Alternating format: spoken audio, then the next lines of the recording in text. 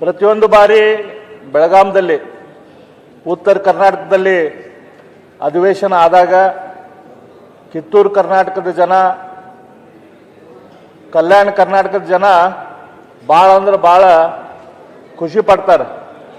ಬೆಳಗಾಂದಲ್ಲಿ ಉತ್ತರ ಕರ್ನಾಟಕದಲ್ಲಿ ಅಧಿವೇಶನ ಆಗ್ತಾ ಇದೆ, ಏನೋ ನಮ್ಮ ಭಾಗ್ಯದ ಬಾಗಿಲು ತೆಗೆದು ಬಿಡ್ತೈತಿ, ಭರವಸೆಗಳ ಮಹಾಪೂರ ಏನಿತ್ತು ಅದೆಲ್ಲ ಈಡೇರ್ತೈತಿ, ನಮ್ದೆಲ್ಲ ಕಷ್ಟ ನಷ್ಟ ದುಃಖ ಎಲ್ಲ ತೀರ್ತಾವನೋ ಅಂಥೇಳಿ ಭಾಳ ಸಂತೋಷ ಪಡ್ತಾರೆ.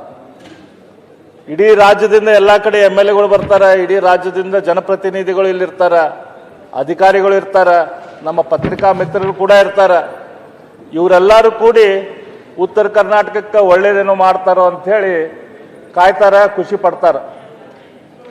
ಅದೇ ರೀತಿ ನಮ್ಮ ಪತ್ರಿಕಾ ಮಿತ್ರರು ಕೂಡ ಈ ಪ್ರತಿಯೊಂದು ಅಧಿವೇಶನ ಶುರು ಆಗೋಕ್ಕಿಂತ ಮೊದಲು ನೀವು ಇಲ್ಲಿ ಬಂದು ಹೋಗಿದ್ದು ಕೂಡ ಒಂದು ದೊಡ್ಡ ಸುದ್ದಿಯನ್ನು ಮಾಡಿ ನಮ್ಮ ಸ್ಪೀಕರ್ ಅವರು ಯಾವ ರೀತಿ ಇದಕ್ಕೆ ಕಾಳಜಿ ತೊಗೊಂಡು ಮಾಡ್ತಿದ್ದಾರಂತೆ ಅದು ವಿಷಯನ ಕೂಡ ಎಲ್ಲರಿಗೂ ಹೇಳಿಕೊಡ್ತಾರೆ.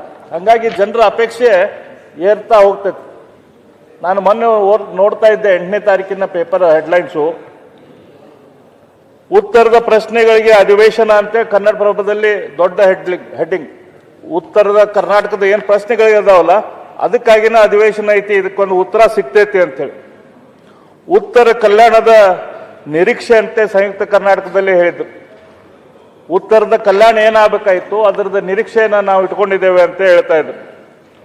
ಉತ್ತರಕ್ಕೆ ವೆಚ್ಚ 31,198 ಕೋಟಿ ಅಂತೇಳಿ, ಅಂದ್ರೆ ಇಲ್ಲಿ ತನಕ 31,198 ಕೋಟಿ ರೂಪಾಯಿ ಏನು 2008ರಿಂದ ಇಲ್ಲಿ ತನಕ ಉತ್ತರ ಭಾಗದಲ್ಲಿ ಖರ್ಚಾಗೈತಿ. ವಿಶೇಷವಾಗಿ ಅದಕ್ಕೆಲ್ಲದಕ್ಕೂ ಉತ್ತರ ಅಂಥೇಳಿ ಪ್ರಜಾವಾಣಿಯಲ್ಲಿ ಬಂದಿತ್ತು. ವಿಜಯ ಕರ್ನಾಟಕ ಮಾತ್ರ ಒಂದು ರೀತಿ ಕ್ವಶನ್ ಮಾರ್ಕ್ ಟೈಪ್ ಮಾಡಿದ್ರು. ಕಿತ್ತೂರು ಕಲ್ಯಾಣ ಸೀಮೆ ನಮ್ಮದೇ ಅಲ್ಲವೇ ಅಂತೇಳಿ ಪ್ರಶ್ನೆ ಹಾಕಿದ್ರು ಅವರು. ಈ ಭಾಗ ನಮ್ದು ಹೌದೋ ಅಲ್ಲೋ, ಕರ್ನಾಟಕದ ಭಾಗ ಹೌದೋ ಅಲ್ಲೋ ಅಂತೇಳಿ.